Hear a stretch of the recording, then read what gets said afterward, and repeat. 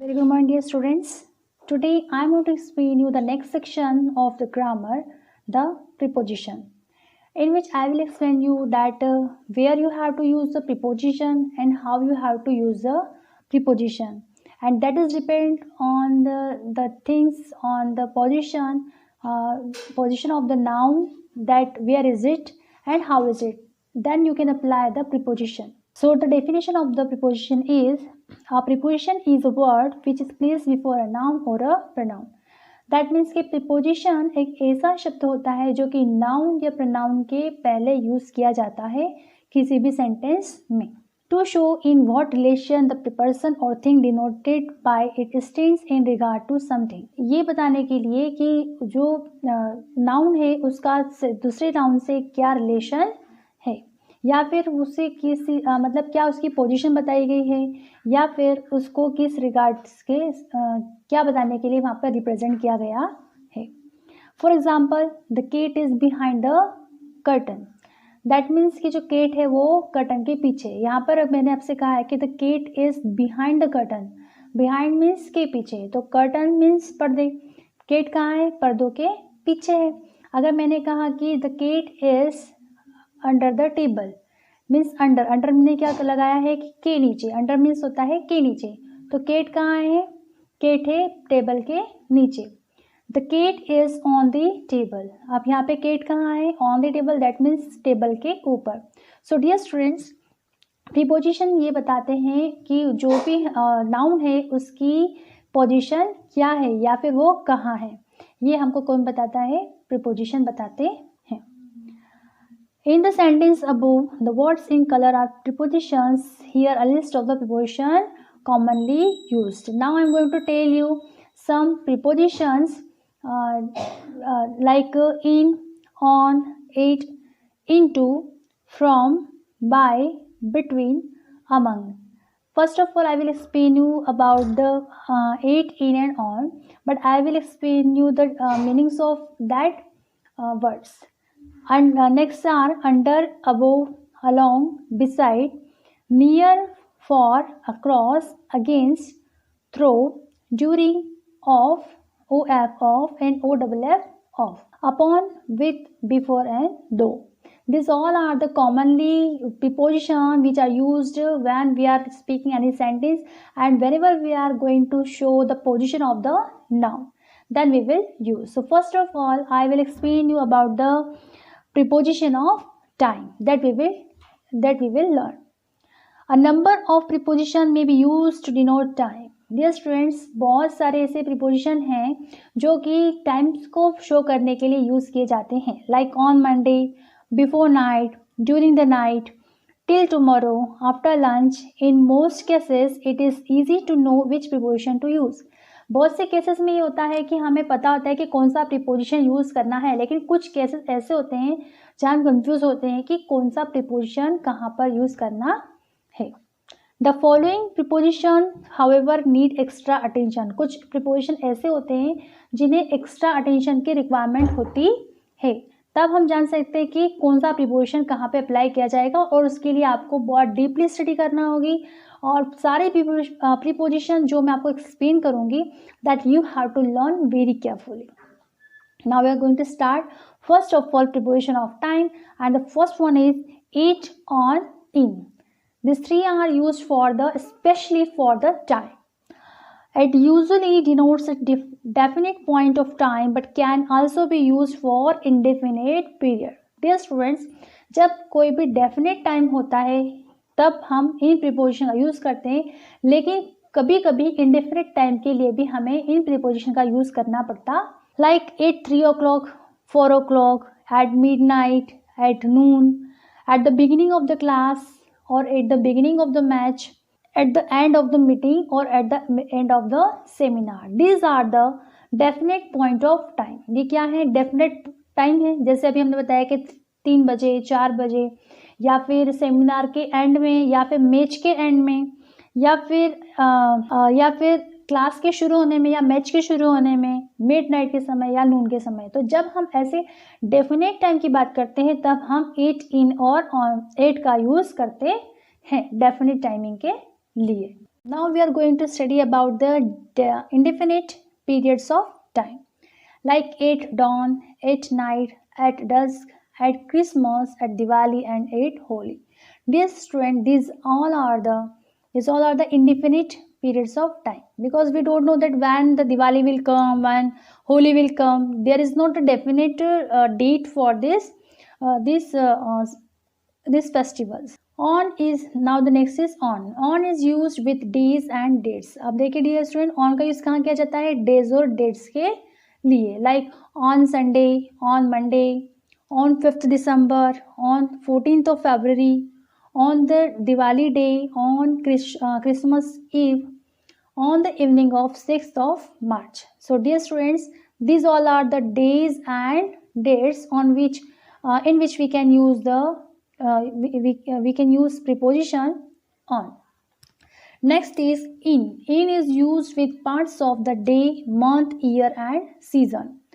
For the that means कि जो month होते हैं, ईयर होते हैं, सीजन होते हैं या फिर डे होते हैं, उनके लिए हम इन का यूज़ करते हैं, like in the morning, in the afternoon, in the evening, in summer, in winter, in summer, in winter, in rainy, in autumn, in spring, and in May, in March, in 1984, in 2001, in the last century. So in is used for the day, month, year and season.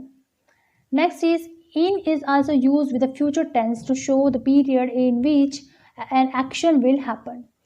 Dear students, इनका use हम तब भी करते हैं जब कोई भी action जो है वो जो फ्यूचर टेंस में होगी, तब भी हम इनका यूज़ करते हैं. So I'm giving you some examples here. In 2 hours, in 4 hours, in few minutes, in few hours, in few seconds, in a fortnight and in a month. In is used at the end of and within is used before the end of. That means in का use हम कब करते हैं? At the end of, मतलब जब पूरा work complete हो चुका हो तब. और विद इन का यूज़ करते हैं जब वर्क कंप्लीट होने वाला हो उसके जस्ट पहले, मतलब कोई वर्किंग पहले ख़त्म हो चुकी हो तब. जैसे एग्जांपल के लिए, I shall be back in a week. That means कि मैं एक हफ्ते में आ जाऊंगा. दैट मीन्स कि वो सामने वाला क्या कहना चाह रहा है कि 1 वीक कंप्लीट होने के बाद ही वो वापस आएगा, जब पूरा 1 वीक कंप्लीट हो जाएगा तब. Next day, I shall be back within a week. That means कि मैं एक हफ्ते के अंदर आ जाऊंगा. मीन्स वो 2 दिन में भी आ सकता है, 4 दिन में भी आ सकता है, 6 दिन में भी आ सकता है. इसमें कोई कंफर्मेशन नहीं है. बट जब टाइम कंप्लीट हो गया हो और तब की बात की गई हो, तब हम क्या लगाते हैं? तब हम इन अ वीक लगाते हैं. और जब टाइम से पहले वर्किंग कंप्लीट होने वाली हो तो हम विद इन अ वीक लगाते हैं. Now the next is by. It denotes the latest time eight which an action will be over. यह हमको क्या बताता है? लेटेस्ट टाइम बताता है जब कोई एक्शन कंप्लीट होने वाली. The show will be over by 6 PM. जैसे जो शो है वो 6 बजे तक खत्म हो जाएगा. 6 बजे मतलब लगभग 6 बजे खत्म हो जाएगा. तो यहाँ पे किसका यूज़ किया गया है? बाय का यूज़ किया गया है. It may be over before it is 6 but the latest time eight which it can be over is 6. That means कि यहाँ पे ये बताया गया है कि जो शो है वो 6 बजे के पहले खत्म हो जाएगा, अदरवाइज 6 तो उसका लास्ट टाइमिंग है. Now the next is since and for. It refers to time she has been reading since 8 AM. Dear students, since और फॉर दोनों का मीन्स होता है से, और इसका यूज़ हम करते हैं टाइमिंग को शो करने के लिए. जैसे she has been reading for 2 hours. That means कि वो 2 घंटे से पढ़ाई कर रही है. या फिर she has been studying since morning, या वो सुबह से पढ़ाई कर रही है. तो जब कोई डेफिनेट टाइम होता है तब हम सिंस का यूज़ करते हैं, और कब इंडेफिनेट टाइम्स होते हैं तो हम फॉर का यूज़ करते हैं. Now next one is from. It denotes starting point of an action.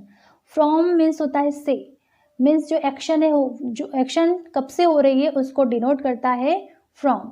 It is almost always use with to और टिल अंटिल. किसके साथ यूज़ किया जाता है? टू के साथ यूज़ किया जा सकता है, टिल या फिर अंटिल के साथ भी यूज़ किया जा सकता है. The examination will be held from 8 AM to 11 AM. मतलब एग्जामिनेशन कब से शुरू होगी? 8 बजे से लेकर 11 बजे तक. He was the chief minister of Assam from 1984 till 1989. Means कोई व्यक्ति अगर लंबे समय से किसी एक पद पर है तो हमने क्या कहा यहाँ पे कि वो चीफ मिनिस्टर, आसाम के जो चीफ मिनिस्टर है वो 1984 से 1989 तक स्टे मतलब अपने पद पर रहे। तो डियर स्टूडेंट्स, हम फ्रॉम का यूज़ टिल, अनटिल और टू के साथ भी कर सकते हैं। फ्रॉम जो है वो हमें बताता है starting point. Now we are talking about the next is at and in. At has the idea of an exit point. अब एट जो है डियर स्टूडेंट वो एक एग्जिट पॉइंट बताता है। It is use with villages, small towns. It has in has the idea of a larger area. किसके लिए use किया जा सकता है? लार्जर एरिया के लिए। किसी टाउन के बारे में बताना है या किसी विलेज के बारे में बताना है तो हम एट का यूज़ करते हैं। जैसे कि हमने बताया कि आई लिव इन इंदौर, तो इंदौर एक बड़ी सिटी है तो हमने वहाँ पे लगाया है इन, आई लिव इन इंदौर। लेकिन अगर हम कोई छोटे प्लेस पे रहते हैं, कोई छोटे टाउन में रहते हैं, जैसे देवास में रहते हैं, धार में रहते हैं, तो हम एट का यूज़ करेंगे। I live at Dhar, I live at Dewas, such type of things we will apply here. 8 Karol Bagh in New Delhi, 8 Ambala in England, at the end, in the middle, also in a factory, in a bank। जब छोटी place की बात की गई हो तब हम eight का यूज़ करते हैं। अब जैसे फैक्ट्री में बात की गई है तो इन फैक्ट्री अप्लाई किया हमने, लेकिन अगर फैक्ट्री में ही कोई छोटी प्लेस की बात करी, जैसे वो ऑफिस पर है तो एट ऑफिस अप्लाई करेंगे। 8 conveys the idea of general neighborhood. It conveys the idea of something contained. 8 का यूज़ हम क्या करते हैं? जब हम बताते हैं कि किसी कोई भी वस्तु किसी के अंदर है तब हम 8 का यूज़ करते हैं, या फिर जनरली नेबरहुड के लिए यूज़ करते हैं। जैसे please sit at the stool, जैसे स्टूल पर बैठ जाओ, तो यहाँ पे हमने एट द स्टूल अप्लाई किया। I shall meet you at Connaught Place, मैं तुम्हें कनाट प्लेस पर मिलूंगा। तो कनाट प्लेस जो है वो एक छोटी प्लेस है, इसलिए वहाँ पर एट अप्लाई किया गया है। Turn left at the next crossing. The jam बोतल is in the refrigerator and the stumps are lying in the drawer. Dear students, यहाँ पे हमने इन और एट का यूज़ सीखा है कि इन और एट का यूज़ कहाँ किया जाता है। Now the next one is between and among. Dear student, between और अमंग दोनों का मीन्स होता है बीच में, बट हम बिटवीन का यूज़ कहाँ करते हैं? जब हम दो चीज़ों के बीच की या दो व्यक्तियों के बीच की बात कर रहे हों तब। और अमंग का यूज़ कहाँ किया जाता है? वहाँ किया जाता है जब हम बहुत सारी चीज़ों के बीच की या फिर बहुत सारे लोगों के बीच की बात कर रहे हैं तब। जैसे Neha is sitting between Sita and Gita. Neha किसके बीच में बैठी है? सीता और गीता के बीच में। मतलब सीता और गीता दो लोग हैं और उनके बीच में नेहा है, तो हमने बिटवीन अप्लाई किया है। लेकिन अगर हमने कहा होता है कि Neha is sitting among the girls, तो गर्ल्स मीन्स यहाँ बहुत सारी गर्ल्स आ जाती हैं, दो से ज़्यादा। जब दो से ज़्यादा है तो हमने वहाँ पर अमंग का यूज़ किया है। More example I am giving you. Between is use with two persons और things, among is use with more than two. यहाँ ये कहा गया है कि बिटवीन का यूज़ दो चीज़ों के बीच में या दो वस्तुओं के बीच में या दो व्यक्तियों के बीच में किया जाता है, लेकिन अमंग का यूज़ हम दो से अधिक वस्तुओं या दो से अधिक व्यक्तियों के बीच में करते हैं। Example, a small table was lying between the two chairs. एक छोटी सी टेबल दो चेयर्स के बीच में रखी हुई थी। The hare hid among the bushes. जो हेयर था मीन्स खरगोश जो था वो झाड़ियों के बीच में छुप गया। He was happy to be among his friends again. वो बहुत खुश था अपने दोस्तों के बीच में फिर से होकर। दैट मीन्स वहाँ पे दो से ज़्यादा उसके फ्रेंड्स हैं और इसीलिए बात की गई है अमंग की। Now we are talking about the on and upon. दोनों का मीन्स होता है के ऊपर, लेकिन कहाँ यूज़ करना है हम ये पढ़ेंगे। Both on and upon can be use while speaking of things at rest. जब भी कोई वस्तु एक रेस्ट पर हो, मतलब स्थिर हो, एक ही प्लेस पे रखी हुई हो, तब हम ऑन का यूज़ करते हैं, ऑन या अपॉन का यूज़ करते हैं। Upon is use with things in motion. On का यूज़ हम तब करते हैं जब कोई भी वस्तु एक ही प्लेस पर हो, मोशन में नहीं हो, लेकिन अपॉन का यूज़ वहाँ करते हैं जब कोई भी वस्तु मोशन में हो। जैसे my bag is on the table. मेरा बैग कहाँ है? टेबल के ऊपर। ठीक है। नेक्स्ट है the cat spring upon the table. Cat table पर कूदी। तो कैट जो थी वो किसमें थी? मोशन में थी, वो कूदी उसके ऊपर तो मोशन हुआ, लेकिन बैग जो था वो एक ही जगह पर रखा हुआ था, इसलिए हमने वहाँ पर ऑन अप्लाई किया है। और केट के लिए हमने अपॉन अप्लाई किया है। लेकिन अगर बैग आपके पास और आप उसको पुट कर रहे हैं टेबल पर तो मोशन होगा और आप वहाँ पे अपॉन का यूज़ करेंगे, ठीक है। Now we are talking about above and over. Both above and over mean higher than. Above और ओवर दोनों का मीन्स होता है उससे ज़्यादा। Sometimes we can use either of them, कभी कभी हमें इन दोनों में से किसी एक का यूज़ करना होता है। The flags waved over our heads, जो फ्लैक्स थे वो हमारे सर के ऊपर उड़ रहे थे। The flags waved above our heads, but over can also means covering और वर्टिकली अबोव, है ना। अबोव का means over can also means covering. Over का मतलब ये कि अगर हमारे सर के पूरी चारों तरफ अगर कोई वस्तु है तो हम वहाँ ओवर का यूज़ करेंगे, लेकिन अबोव का यूज़ डायरेक्ट जो अगर हमारे हेड के ऊपर है तो हम वहाँ पे अबोव का use. My father put a blanket over me, मेरे पिताजी ने मेरे ऊपर ब्लैंकेट उड़ा दिया। There is a bridge over the stream, stream के ऊपर ब्रिज है। There is a fan exactly over the table, table के जस्ट ऊपर क्या है, अ फैन है। तो डियर स्टूडेंट्स, ओवर का यूज़ हमने कहाँ किया है, ओवर का यूज़ हमने वहाँ किया है जब कोई चीज़ पूरी तरह से कवर्ड है तब। या जैसे the birds are flying over my head, तो बर्ड्स कहाँ उड़ रहे हैं, मेरे सर के ऊपर। तो ऐसा तो है नहीं कि एक ही बर्ड उड़ रहा होगा, बहुत सारे बर्ड्स की बात की, दैट मीन्स चारों तरफ उड़ रहे हैं। और अगर मैंने कहा कि the umbrella is over, the umbrella is above my head means just ऊपर है, इसलिए। Now we are talking about below and under. Below और अंडर दोनों का मीन्स होता है के नीचे, but where is it use, that I will explain you. Both below and under mean lower than. आप देखिए बिलो और अंडर का मीन्स होता है के नीचे या फिर से कम। Sometimes we can use either of them, कभी कभी हमें इन दोनों में से एक ही यूज करना होता है। But under also means vertically below, देखिए अंडर का मीन्स होता है वर्टिकली बिलो, जैसे जस्ट नीचे। जैसे the cat is sitting under the table, तो केट कहाँ बैठी है, टेबल के जस्ट नीचे, दैट मीन्स वो मोशन में नहीं है। It has also it also has the idea of contact. There was a beautiful lake below us in the valley, मतलब वैली के जस्ट नीचे क्या था, एक लेक था। हाँ, जस्ट नीचे क्या था, लेक था। तो लेक क्या होता है, लेक में तालाब होता है और पूरा फैला हुआ था, इसलिए वहाँ पे बिलो लगाया गया है। The traveller was resting under a tree. अब ट्रेवलर क्या कर रहा है, ट्री के नीचे रेस्ट कर रहा है, दैट मीन्स वो डायरेक्टली कहाँ है, ट्री के जस्ट नीचे है, इसलिए यहाँ पर हमने अंडर अप्लाई किया है। वो मोशन में नहीं है, रेस्ट कर रहा है, इसलिए वहाँ पे अंडर अप्लाई किया गया है। Next, she put the book under her pillow, उसने बुक को अपने पिलो के नीचे रख लिया, दैट मीन्स वो मोशन में नहीं थी, इसलिए वहाँ पे अंडर का यूज़ किया गया है। Below is also use in measurements to suggest the idea of being lower than. जब हमें किसी को मेज़र करना हो तब भी हम बिलो का यूज़ कर सकते हैं। जैसे हमने कहा कि इस टैंक में 500 लीटर से नीचे पानी है, तो हम क्या कहेंगे, the tank has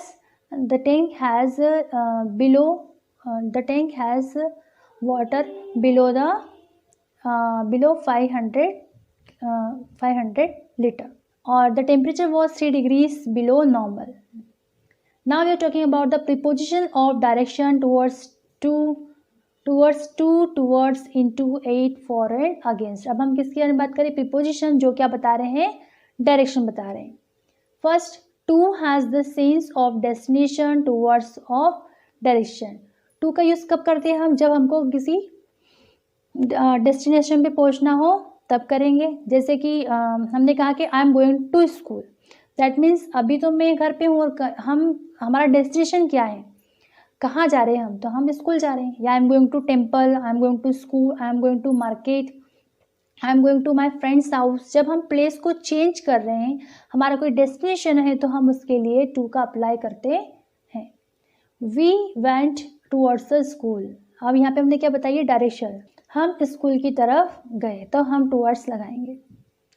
into denotes movement towards the interior of something. जब भी किसी चीज़ के अंदर की बात की गई हो तब हम इनटू का यूज़ करेंगे। जैसे the dog jumped into the pond, dog कहाँ कूदा, पोंड के अंदर, तो इनटू मीन्स के अंदर। जब मोशन में कोई वस्तु हो या कोई व्यक्ति हो तब हम उसमें इनटू का यूज़ करते हैं, जब किसी चीज़ के अंदर की बात की गई हो।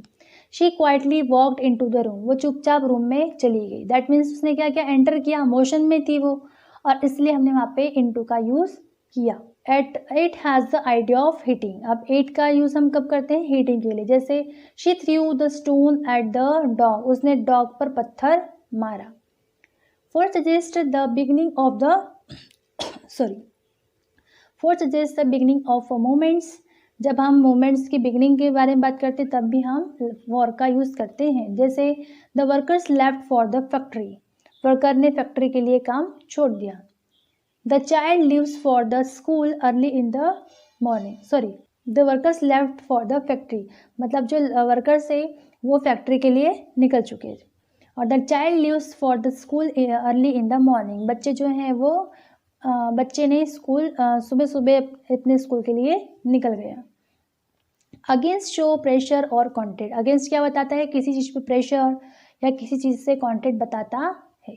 जैसे he threw the bag against the wall, उस मतलब विरोध में, उसने बॉल कहाँ फेंकी, बैग कहाँ फेंका, उसने वॉल पर, दीवार पर फेंका, तो क्या हुआ, अगेंस्ट हुआ, इसलिए हमने वहाँ पे अगेंस्ट का यूज़ किया।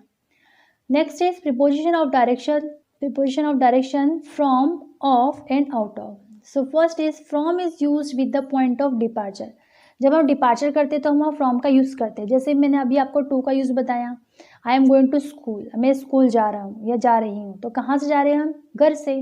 हम क्या अप्लाई करेंगे, I am going to school from my home. She has already gone from the office, यहाँ पे वो ऑफिस, वो पहले से ही ऑफिस से जा चुकी है, तो यहाँ पे हमने से के लिए क्या लगाया है, फ्रॉम लगाया है। ऑफ शोज सेपरेशन, ऑफ क्या, OFF, ऑफ क्या बताता है, सेपरेशन बताता है, मतलब किसी चीज़ से अलग हो जाना। It is use in the sense of from the surface down from, जब कोई वस्तु किसी चीज़ से अलग हो जाती है या गिर जाती है तब हम ऑफ का यूज़ करते हैं। जैसे ही फेल ऑफ द साइकिल, जैसे वो साइकिल से गिर गया, तो पहले वो साइकिल चला रहा था लेकिन साइकिल से जैसे गिरा तो वो साइकिल से दूर हो गया, दैट मीन्स हमने वहाँ पे ऑफ का यूज़ किया है। The ball rolled of the table, ball जो है वो टेबल से गुड़क कर नीचे गिर गई, तो यहाँ पे हमने इसलिए ऑफ, OFF, ऑफ अप्लाई किया है। Out of is the opposite of into, into का अपोजिट क्या होता है, आउट ऑफ। जैसे I put the sandwich into my bag, मैंने सैंडविच अपने बैग में रखी, अब मैंने वापस निकाली तो I put out the sandwich from my bag, मैंने अपने बैग में से सैंडविच बाहर निकाली, out of my bag. It means from the interior of, मतलब हमने किसी चीज़ के अंदर से कोई चीज़ को बाहर निकाला तो आउट ऑफ लगाएंगे, और रखा तो इनटू अप्लाई करेंगे। The bird flew out of the cage, मतलब केज में से बर्ड उड़ गए। Other preposition showing movement are through, over, along, across, round, up, down. This preposition have already been illustrated, ये कुछ प्रीपोजिशन जो है वो मैं आपको ऑलरेडी एक्सप्लेन कर चुकी हूँ। We travel by car, by bus, by train, by air, by boat and by sea. We walk on foot, we ride on horse back and we go on a bicycle, जब हम bicycle चलाएंगे तो हम गो का use करेंगे, और horse पे जाएंगे तो राइड का यूज़ करेंगे, और फुट पे चलेंगे तो हम वॉक का यूज़ करेंगे। उसी प्रकार अगर ट्रेवलिंग कर रहे हैं हम तो by car, by bus, by airplane, by helicopter, by sea, by boat, हम इस तरह से अप्लाई कर सकते हैं।